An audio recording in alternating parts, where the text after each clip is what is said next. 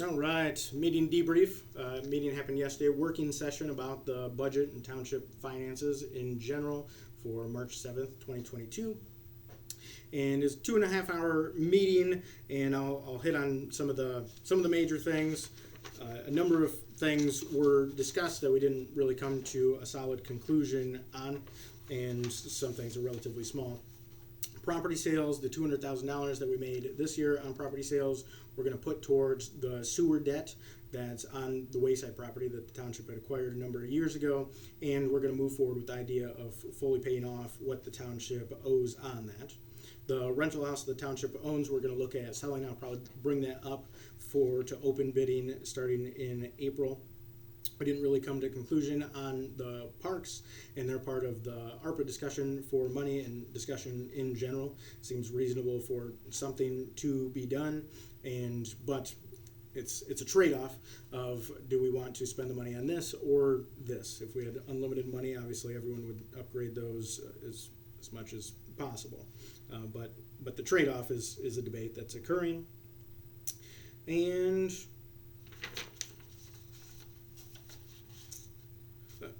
basically, it sounded like the entire board was on board with not expanding the township building itself. It's tight on space because the filing cabinets are full and they're lining the halls.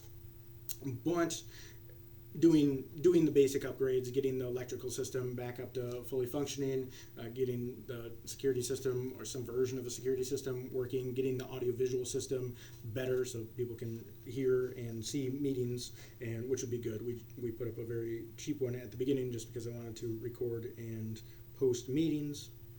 The sewer maintenance, which I think is important, and it's one of those classic government disasters where you don't keep up with, the government doesn't keep up with maintenance or inspections on something, then everyone's surprised when a disaster happens. And we aren't in a super great place on that, but the system should be in good shape. Everyone's been telling me that. I still think it makes sense to allocate some money and at least do sections of video inspection to make sure that nothing's creeping up on us and nothing surprises us. We have some updates for maintenance itself. The heaters out there, the two Modine heaters, are old and they've been kept going, but they're not going to stay going much longer, so it makes sense to get those before winter. I think it makes sense to have a back blade. It's a decent chunk of money, but it would speed up plowing quite a bit. We had good feedback on the snow plowing with the senior millage money that occurred so far this year. Sounds like everyone's good with moving forward, allocating that towards the officers that pursue senior scammers, the other half of the money that we didn't allocate. We'll work on getting our ordinances put into Municode and that available online as a system that stays updated nicely and better. The streetlight districts, as the special assessments have fallen off, they've been picked up by the general fund, and everyone wants to stay in that direction instead of redoing the special assessment districts for each of those separately. We got a little ways into the numbers themselves, and then the board said that they don't have to be a part of all of the detailed discussions like this, and they would rather just see it drawn up in whatever way it is proposed, and just move forward with that. And I'm fine with doing that. Obviously, not my natural tendency. My natural tendency is to have the long conversations and work them out in public meetings. But there's a number of things here where I've thought some small adjustments should be made.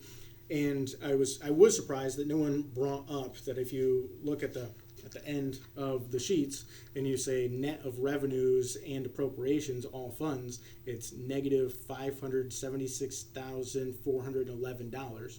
So negative over $500,000. I thought someone would bring that up as a big issue, and we'd be looking at cutting some stuff somewhere, doing something. And I don't like having an upside down budget, especially not by that much. And so today I was working on some of that and thinking about it. And one thing is that the way these numbers were put in, the amount that the road commission had recommended on road maintenance, they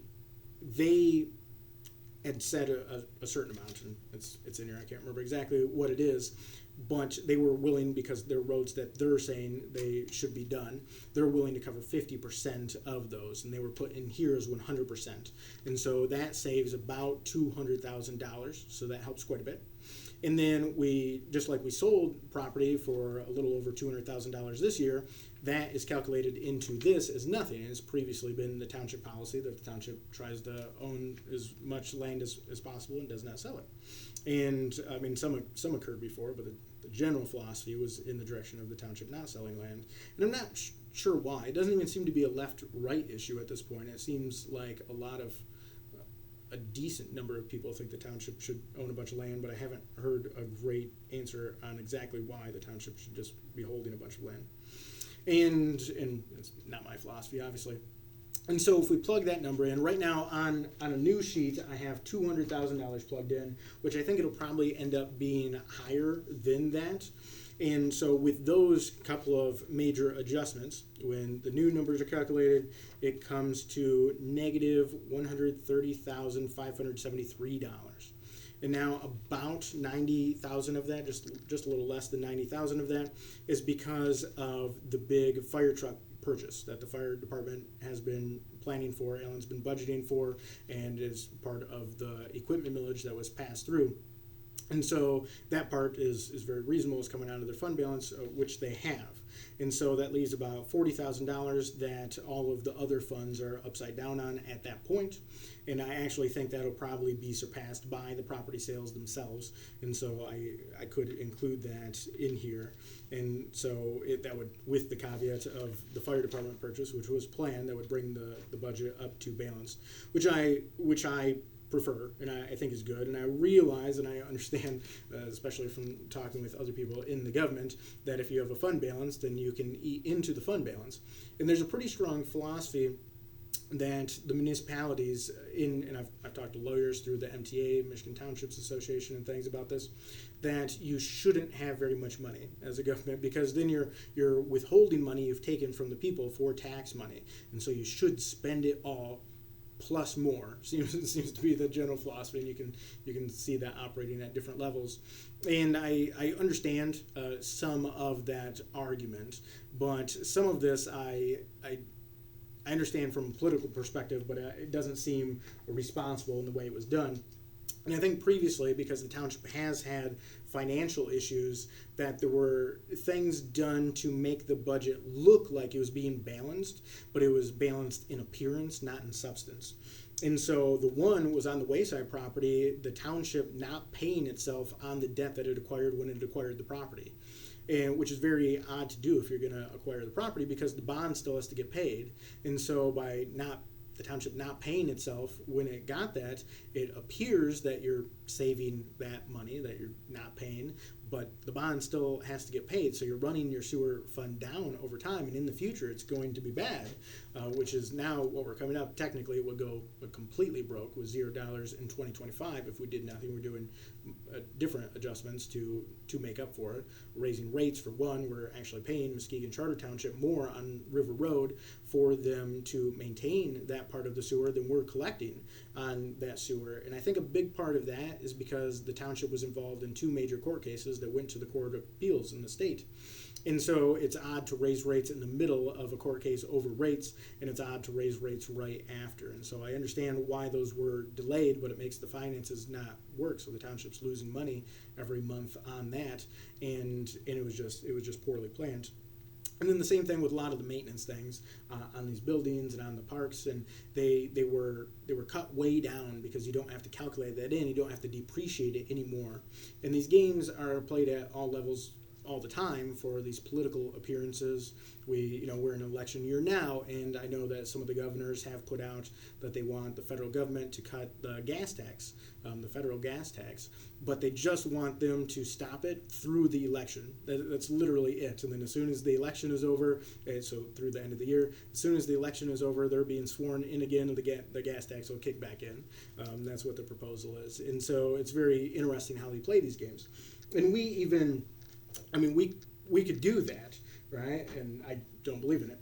And it would be easy to do. So, for instance, we have a line item for those property sales.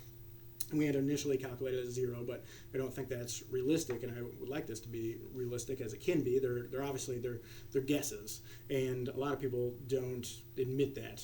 You can call them estimates, you can call it conjecture, you can call it a hypothesis of the future, you can call it a prediction based on a model, you can call it whatever you want. In the end, all those things mean that they're a guess.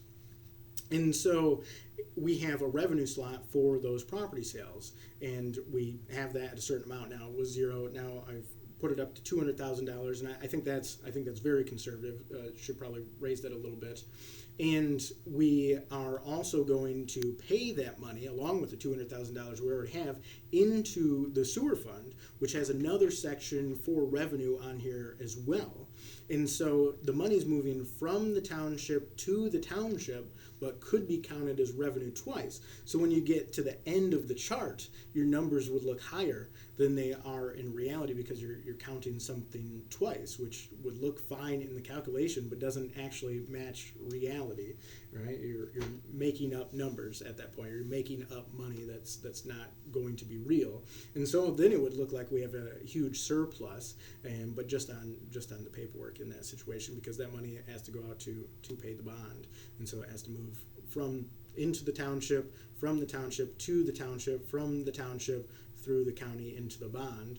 And so to count it twice in those instances makes no sense, but I'm sure there are places that do that. So that's essentially where we're at as of now. We have a regular board meeting this coming Monday, and there'll be a bunch of regular board activities on that list. And then the next Saturday, so the regular board meeting is on the 14th of March, and then Saturday, the 19th of March at 1 p.m. is the annual meeting of the electors.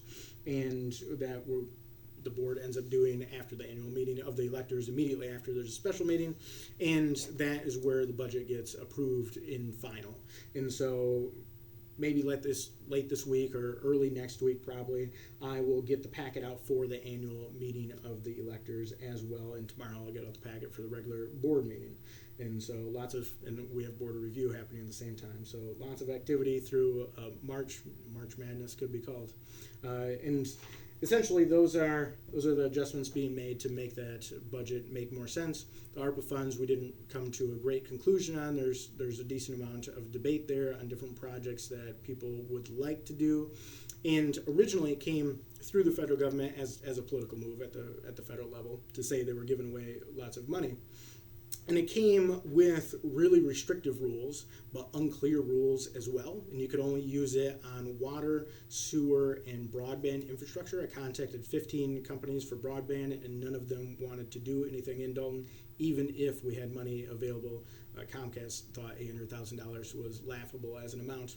And it makes no sense, as far as I can tell, for much in the way of sewer or water expansion also for that amount, because it's not going to cover a major expansion. So now you're taking out a bond for a big infrastructure project.